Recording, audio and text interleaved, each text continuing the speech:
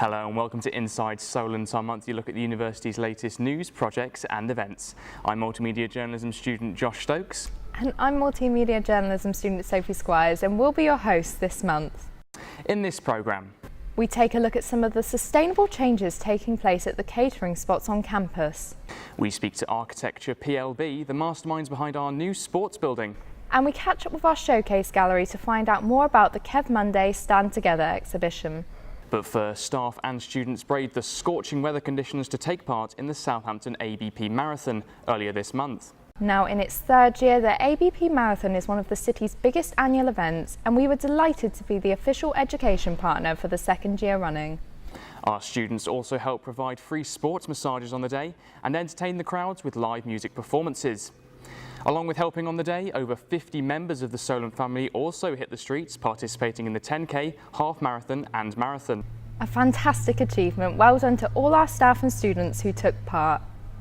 And it's congratulations to our BA Hons Computer and Video Game student Shannon Simmons, who has snapped up a handful of prizes and a possible job interview with award-winning game developer Sumo Digital, after winning Grads in Games Search for a Star competition. Shannon created her Peacock Knight for the character arts category, based on the medieval era and drawing on inspiration from games and films such as Skyrim and Dark Souls. Shannon will now receive support from the competition organisers, with applying for jobs while she finishes her final major project. Continuing on with the success stories, it's another congrats to two of our BA Hons Interior Design Decoration students, who both received awards at the Amara Interior Designer of the Year Awards earlier this month. With over 40 submissions, Daisy Jensen earned the top spot, winning a £3,000 scholarship and a 2-week internship, and Amelia Fairley achieved second place with a £1,000 scholarship prize. Now, some of you may have noticed some changes happening in the food spots around campus. We spoke to Mark Jayton, Student Experience Manager at Sodexo, to find out how our campus catering outlets are going green. There's obviously a lot of talk recently around environmental, especially around plastic pollution. So we sort of looked at that and thought, okay, what difference can we make? We were approached by the guys at Cano Water, sort of their aluminium can, great for recycling. So within 60 days, their can will be back on the shelves, and offering this alternative to plastic bottles. And it was incredibly successful. And within the first month, our water sales alone, 18% of those were made up of can of water sales. So our customers took to it very, very quickly, which then led to further things, so plastic straws, and across the whole of our sites, so from here, East Park Deli, Artisan, and so on, we get through approximately 16,500 plastic straws. And in the dock alone, we get through 10,000. We made the decision after Easter, so for April the 9th, that we would remove plastic straws from the dock. We're looking at removing them across all our sites. The Artisan we have, which we've now replaced with paper straws. And in the East Park Deli, we've moved away from using plastic, nice spoons and forks, and gone with a plant starch substitute. So the plant starch cutlery is made from 70% plant material, such as potatoes, corn, and things like that, and has a lot better impact on the environment because it does have 70% sustainable materials. Salad bowls that we use in various locations are all made with BioWare. So again, it's a more sustainable option rather than just straight plastic. We've replaced the plastic bags we used to at the deli with paper bags. Yeah, feedback's been really, really good. I mean, we speak to people at the Students' Union, we do speak to students, we do speak to Solent staff, and we do listen. So any suggestions people have, we do take on board. If we can practically do it, we'll do it. Because at the end of the day, this is your canteen, your eatery, your food area as much as it is ours. We took a trip to Winchester this month to catch up with the appointed architects for our new sports building, Architecture PLB, to learn about the inspiration behind their design and to find out what students have to look forward to. Aside from other sports buildings, what's quite key about the university's new sports building is that it's very much front of house. It's got a very, very prominent location on the park frontage, and that's something that that we were very keen to see through in the scheme. I think the environment we're trying to create in this new sports building is one that is light and airy and is outward looking and open.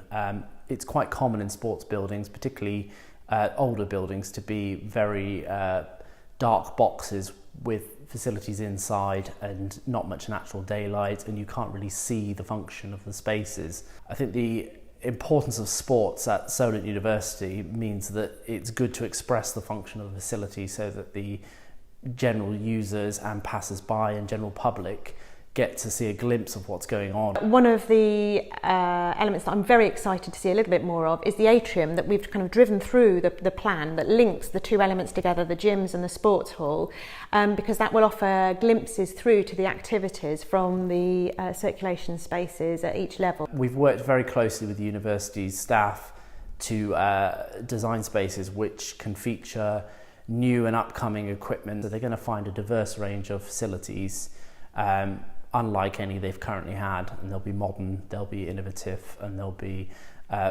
future focused.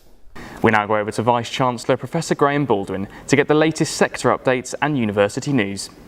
Lots going on in April, very exciting. So we've risen 28 places in the What Uni University of the Year guide. We've come up to 57th. We've also risen in 10 subcategories. And what's particularly pleasing, this guide is based on student feedback. So that tells us what the students think about the university.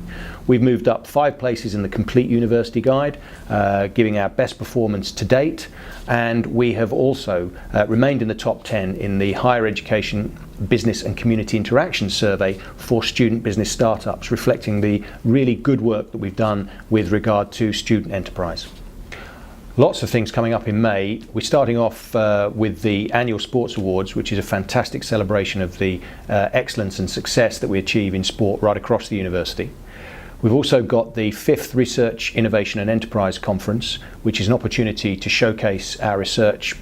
We've got people presenting both from within the university and from outside. Great opportunity for both staff and students to engage in that. And we've also got the topping out ceremony, which is an exciting milestone in terms of the build of our new indoor sports complex. And now for some of the exciting events planned for May. On the 5th of May, our Alumni Sports Day will be taking place at various spots around the city. Throughout the day, past students can take on current students in a series of sporting activities and get involved with the sports that they love. And on Wednesday the 16th of May, former Solent Vice-Chancellor Professor Roger Brown will join us to discuss a lecture on neoliberalism, marketisation in higher education and present his work on these topics since he stepped down as Vice-Chancellor 10 years ago. Baroness Shami Chakrabarti will be joining our Solent Student Union Law Society on Friday the 25th of May for our latest guest lecture. From lawyer to member of the House of Lords, Baroness Chakrabarti's career has seen her play an active role in supporting the rights of women internationally. In this lecture, she will explore the case of radical, positive action in every aspect of life to support the rights of women worldwide. For more information on these and other events in May can be found at www.solent.ac.uk/events. And now it's time for our latest sporting news. Hi, I'm MA Sports Broadcast Journalist student LIJIA, and here's a roundup of April sporting news. First up, congratulations to HPA gymnasts Kelly Sim and Jade Faulkner, who travelled to the Gold Coast earlier this month for the Commonwealth Games. Jade competed in rhythmic gymnastics for Team Nigeria, and Kelly took on the role of team captain for England, bringing home a bronze on beam, while also helping England win silver in the team finals. And another congrats to our yachting team, who won the Bucks National Yachting Championships over the Easter break. Our winning streak continued with our Team Solent Men's Football Club. They pulled off a massive 7-0 win against Amesbury Town last week. And our men's cricket team worked hard in their Bucks National League match against Durham, but unfortunately came up to 20 runs short in the end. They are looking to make improvements as they continue on in the season. Lastly, we'd like to wish the best of the luck to all of our Team Solent athletes that are taking part in our annual varsity event against Bournemouth Uni. That's all for this month for Inside Solent. I'm LIJIA. And finally, since launching earlier this year, we have been following our showcase gallery Kev Monday's Stand Together exhibition. The community project came to a close earlier this month, and we went along to find out about some of the highlights. My favourite part of the overall Kev Monday Stand Together exhibition was Nazneen Ahmed's takeover week. We had loads of people in during that time, and she had a Sandaily where everyone was kind of like doing a community quilt that everyone was sewing. There were many elements to the exhibition, but one of the things I liked the most was actually doing the billboard project, because I've secretly wanted to find a way to use billboards as a part of an art exhibition, because I love the fact that it's really big scale, that it takes the work off-site and people that wouldn't necessarily go to a gallery get to see it. So during Kev Monday's Stand Together exhibition, we had the selfie wall, where prior to the exhibition we asked people to send in a selfie and a fact about themselves. We had about 110 people apply in the end, I think. And I think all of them ended up in the selfie wall, which has been saved and is now in the Herbert Collins building. So we had the bin trail, where you had a map and you went and found each bin, and then you came to our gallery to get your prize. And then kids also got to design their own bin. I think overwhelmingly the response is that this is a really accessible exhibition, everybody feels welcome, and that it's really lovely to be able to participate and get your work shown on the walls as well as alongside Kev Monday. I think it's exceeded my expectations.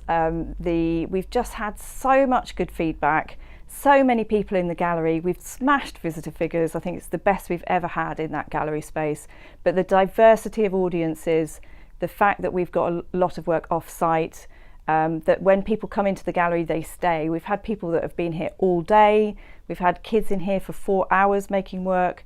There's a really in-depth interaction and enjoyable air to what's been going on. Well, that's all we have for you this month. Goodbye and thank you for watching.